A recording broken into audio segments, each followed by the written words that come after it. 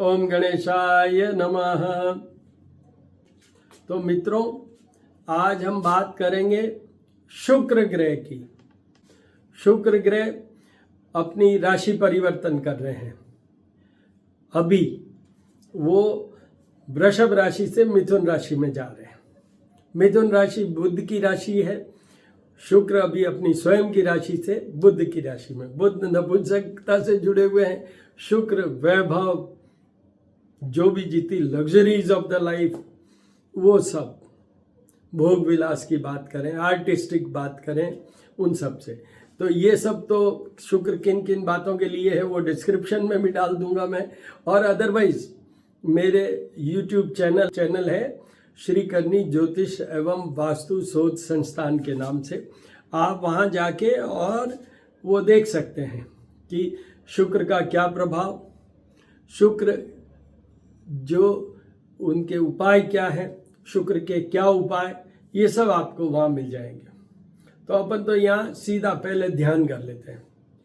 हिमकुंद मृणालाभम दैत्याम नाम परमम गुरुम सर्वशास्त्र प्रवक्तारम तम भार्गवम प्रणमाम्यहम। ओम शुक्राय नमः। ओम ह्रीम श्रीम शुक्राय नमः। सीधा अपन तो राशि पे आ जाते हैं। देखिए, पहला सेंटेंस तो क्या है? शुक्र नॉर्मली सब जगह अच्छे ही माने जाते हैं। ये इतने सौम्य ग्रह हैं कि अच्छे ही रहते हैं, अच्छे ही माने जाते हैं। फिर भी देखते हैं, तो आज से लेके ये 7 जुलाई तक मिथुन राशि में रहेंगे। एक और बात, पहले से भी अस्त होते हुए आ रहे हैं और आगे भी अस्त रहेंगे 6 जुलाई तक। मतलब एक दिन ये मिथुन राशि में जो लास्ट डे होगा उस दिन वो उदय होंगे। अस्त का क्या मतलब है कि जब भी सूर्य की ग्रिप में आ जाते हैं, when any planet comes nearer to sun, that times he or she loses their power. वो कहते हैं हम अस्त होना, कंजंक्शन जिसको कह सकते हैं हम। तो वो अस्त हैं और अस्त ही रहेंगे इस पूरे पीरियड में। अभी 14 जून को इनके साथ सूर्य भी आ जाएंगे, बुध भी आ जाएंगे। वापस युति जो थी वो बन जाएगी, but instead of 4 planets together this time they will be 3 planets together. कौन सा प्लेनेट नहीं रहेगा? वो है बृहस्पति, जो अभी तक था उनके साथ। अब बृहस्पति पीछे छूट गए और ये बन जाएंगे। तो 14 जून को तो ये सूर्य, शुक्र और बुध वापस कंबाइंड वे में आ जाएंगे। एनीवे, तो आगे बढ़ते हैं अपन। मेष राशि। मेष राशि के ये 3rd हाउस में आएंगे। जो 3rd हाउस है वो उनको जो जॉयस ट्रेवल्स दे सकते हैं, उनका नेम फेम कर सकते हैं, उनको ज़्यादा प्रभावशाली बना सकते हैं, उनको एन्जॉयमेंट की तरफ भी ले जा सकते हैं। अपने आप को संभालिएगा। You may not go in any of the attachments. किसी से फ्रेंडशिप में नहीं चले जाएं, वो है। बाकी आपके लिए ये फेवरेबल पीरियड रहेगा थ्रू आउट। जो भी शुक्र की कैटेगरीज हैं वो सब आपके, नेम फेम की बात कर लूँ, धन का भी बात कर लूँ, ये सब। उसके बाद में आइए वृषभ राशि। वृषभ राशि के ये धन के घर में आएंगे। तो धन के घर में आएंगे तो धन तो निश्चित रूप से आना ही है। दूसरी चीज, ये मारक स्थान भी है और इस घर में मेनली ये 2 ही जगह पे ध्यान रखिए हेल्थ का। एक है eye sight and second just opposite navel portion के नीचे का पोर्शन, जिसको हम कहें कि एक्सक्रीटरी सिस्टम भी आता है और उसके नीचे वाला पोर्शन भी आता है। उनका ध्यान रखने की जरूरत है। अदरवाइज बेसिकली हेल्थ आपकी अच्छी ही रहेगी। धन आएगा आपके, जो आप बोलते हैं, क्योंकि ये वाणी का भी घर है। This is also a house of communication. तो आप यहाँ पर इतना अच्छा सा सॉफ्टली लोगों को इन्फ्लुएंस कर सकेंगे कि वो आपकी केयर करेंगे। You will get name in this. तो ये उनके लिए भी फेवरेबल पीरियड है। अब आइए मिथुन राशि। मिथुन राशि के तो ये स्वयं की राशि पे आ रहे हैं और वो बुध की राशि है और ये शुक्र है। तो एक बात में तो इनके भी अच्छा होगा, वो ये होगा कि फाइनेंशियली तो मिथुन राशि वालों को भी फायदा होगा ही। फाइनेंशियली इनको भी फायदा होगा, इनकी भी इन्फ्लुएंशियल पावर बढ़ेगी। और एक चीज़ और अच्छी होगी, वो होगी इनके और इनके पार्टनर का अटैचमेंट कह दूँ, बाउंडिंग कह दूँ, ये समझ लीजिए, नज़दीकियाँ कह लूँ, अच्छी रहेगी। अगर आपका कोई फ्रेंडशिप है तो दैट में गो इन दैट के और ज़्यादा आप आगे बढ़ें। तो इस तरीके से मिथुन राशि वालों का भी अच्छा। अब आइए कर्क राशि। कर्क राशि को ये आएंगे 12th हाउस में, हाउस ऑफ लॉसेस। तो उसमें सबसे पहले तो पैसे का ध्यान रखिएगा, धन का ध्यान रखिएगा। हालांकि शुक्र 12th हाउस का कारक ग्रह है, बट फिर भी please look into your expenses. आप फालतू के एक्सपेंसेस नहीं कर दें, फालतू की ये लग्जरियस और बहुत ही मतलब जो वेस्टेज की बात करूं मैं, सारी भोग विलास की जो चीज़ें होती है उसमें खर्चा मत कर दीजिएगा। दूसरा, हल्का सा पोर्शन आपकी आईसाइट और आपका अदरवाइज हेल्थ को भी संभालिए। वो है कि आप कहीं गलत डायरेक्शन में नहीं चले जाए, अपने आप को बैलेंस करके रखिए। ज़्यादा भोग विलास की तरफ, लग्जरीज की तरफ, कहीं भी आप कोई एडिक्शन की तरफ, इस तरीके से थोड़ा बहुत हो सकता है। Please take care of your all balances. तो ये आपको ध्यान रखने की बात है कर्क राशि वालों को, और इनको सारे उपाय करने चाहिए। कर्क राशि वालों को तो करने चाहिए। उसके बाद आइए सिंह राशि। सिंह राशि वालों की प्रॉफिट वाले हाउस में आएंगे, 11th हाउस। मनी की बात करें, नेम फेम की बात करें, इनका कोई बिजनेस बढ़ाने की बात करें, ये सब में अच्छा करेंगे। इनका आउटपुट बहुत अच्छा रहेगा, सब कुछ अच्छा रहेगा। इनको कोई उपाय करने की जरूरत नहीं है। इनको अगर और कुछ करना है, in case if they have become over ambitious, तो फिर शुक्र के उपाय कीजिए। एक डायमंड ही पहन लीजिए, उससे ही आपका और बिजनेस बढ़ेगा, और प्रॉफिटेबिलिटी बढ़ेगी, और flow of energy, flow of money सब बढ़ता चला जाएगा। ये सिंह राशि का। उसके बाद में आइए कन्या राशि। कन्या राशि की ये 10th हाउस में आएंगे, house of career, job, business. तो निश्चित रूप से अच्छा करेंगे।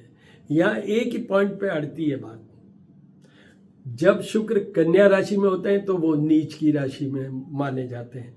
तो कन्या राशि शुक्र के लिए नीच की राशि होती है। दूसरा, कन्या राशि के मालिक भी बुध हैं, तो वो एक बुध और शुक्र का दुश्मनी वाला, एक इम्पोर्टेंसी की तरफ, एक भोग विलास की तरफ। सो स्लाइटली थोड़ा सा कंफ्यूजिंग। यहाँ पर उनको एक लॉस हो सकता है, कोई स्त्री वर्ग से उनको छोटा मोटा डिफेमेशन या समथिंग लाइक दिस। एक दूसरा, आपकी मदर को कष्ट हो सकता है। आपके एक तो फायदा हो सकता है कि you may be in a position to buy a beautiful car either or a house और बोथ। ये कन्या राशि वालों के लिए ये एक फेवरेबल पीरियड है। और आपका निश्चित रूप से जॉब की बात करूं, बिजनेस की बात करूं, जो कैरियर से संबंधित जो भी है, उसमें आप निश्चित रूप से अच्छा कर पाएंगे।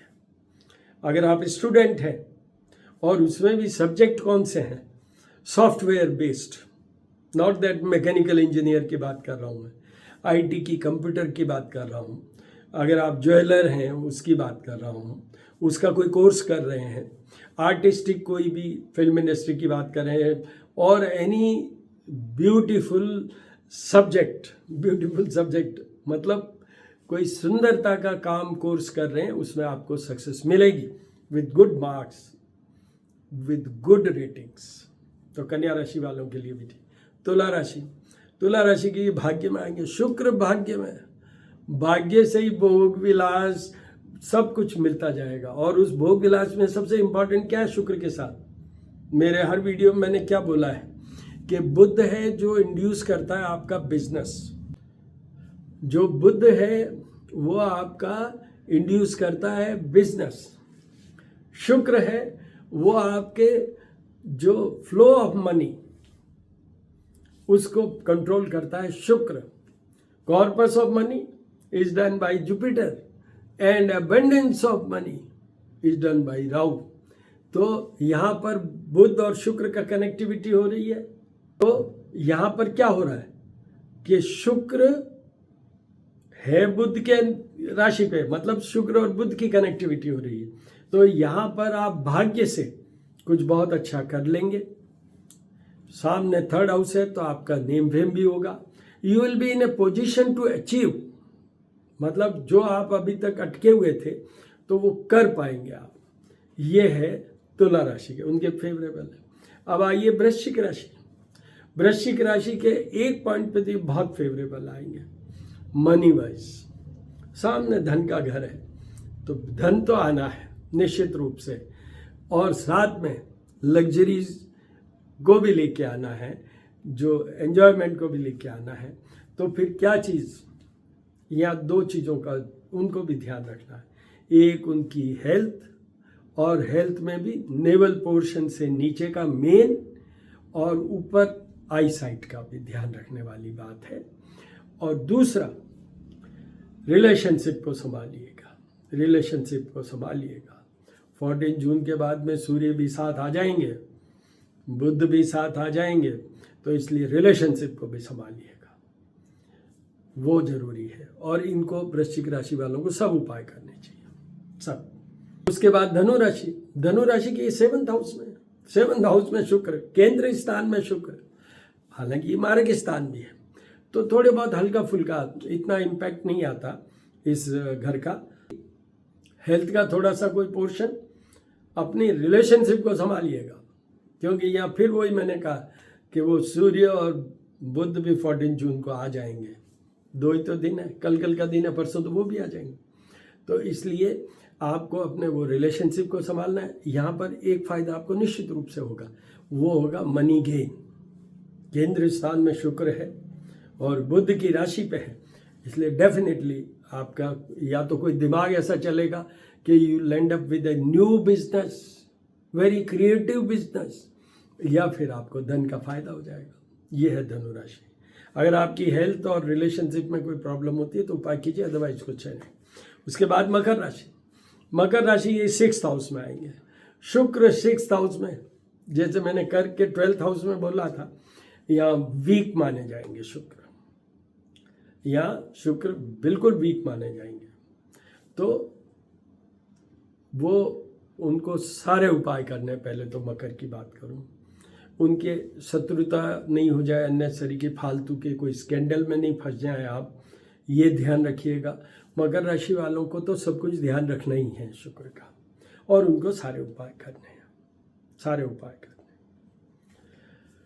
उसके बाद में आइए कुंभ राशि। कुंभ राशि के ये आएंगे 5th हाउस में।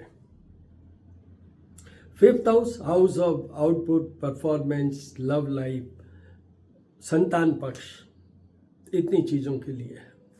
तो यहाँ पर आपको ये बता दूं कि स्पेशली संतान में जो अगर डॉटर्स हैं उनको निश्चित रूप से फायदा होगा, एक।